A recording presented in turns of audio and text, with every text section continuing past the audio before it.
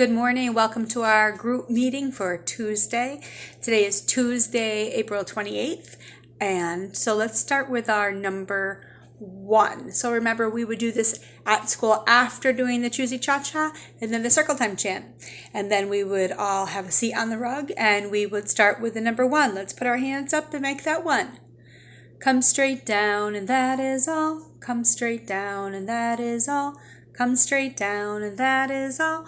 That's how you write the number 1. And as always, our number 1 message is the hello song. Together on the count of 3. 1, 2, 3.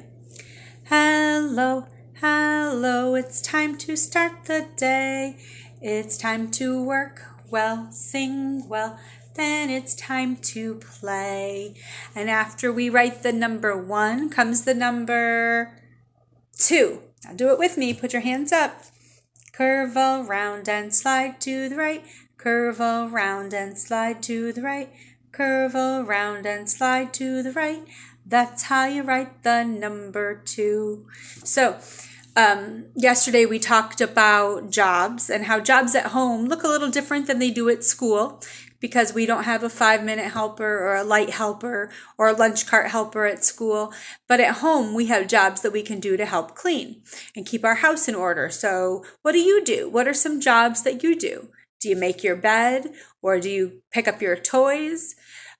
Yesterday I did some jobs. So today I'm going to be the dishes helper again because I'm the dishes helper every day at my house. So I'll be the dishes helper and I think I might clean out my refrigerator today. So that's big fun for me here. But those are some extra jobs that I'm going to do when I'm done working on Hilltop Room things with you. So that was number 1 and number 2. And if you'd like to tell me about what kinds of jobs you do at home, I'd love to hear. So now we're going to move on to number 3. Ready? Let's put our hands up and make a 3. Halfway around and around again. Halfway around and around again. Halfway around and around again. That's how you write the number 3. So today on our Google Classroom page, our routine will look a bit like this. I'm going to post this book called Harold and the Purple Crayon. And so I'm going to post this on our classroom page. And then after you read that, I'll post a picture that I'm going to draw. I'm going to use a purple crayon. So it'll be like Tyra and the Purple Crayon. And I'm going to draw a picture of something I wish that I was doing right now besides being at home. So I'm going to take my purple crayon and I'm going to draw that and I'll post it to the page so you can see. Now, when I draw my picture, do you remember what's important for me to write on it so everybody knows that it belongs to me, that I did it? That's right, write your name. So I'm going to print my name on it. It's important that you sign your artwork so people know who did it. And I think I'm also going to practice writing some letter P's. So remember, we come down, straight line down. We did it yesterday, and then the bump on top. And so the letter P, I think I'll practice writing my P's with my purple crayon a few times. So I'll post pictures of those. Also, we're going to play a little game later today with some words, and with the letter P, we're going to practice putting the letter P at the beginning of some words. So that will be coming up later too. And that's what I have planned on our classroom page for us today. What else do you have planned to do with your day? Anything you're going to do today with your family?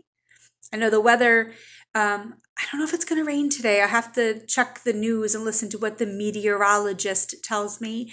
Remember, the meteorologist tells us what the weather is going to be like. Because I know it's supposed to be pretty rainy this week, but I think maybe, fingers crossed, today it won't rain. So, okay, so we've done 1, we've done 2, we've done 3. So next we're going to do the number 4. Okay, let's put our hands up and make a 4. Down, over and cut it in half. Down, over and cut it in half. Down, over and cut it in half.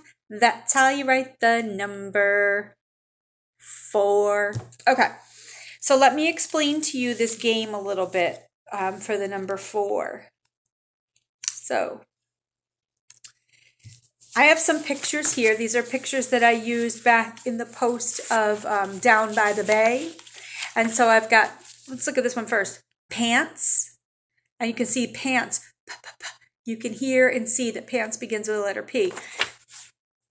but these other words do not. So we're going to play a game later where we take the first letter in the words. So for example, the first letter in this word, which is tail, is the letter T. And we're going to see what happens when we put a P there. We're going to make new words by changing the first letter. So the first letter changes from a T to a P.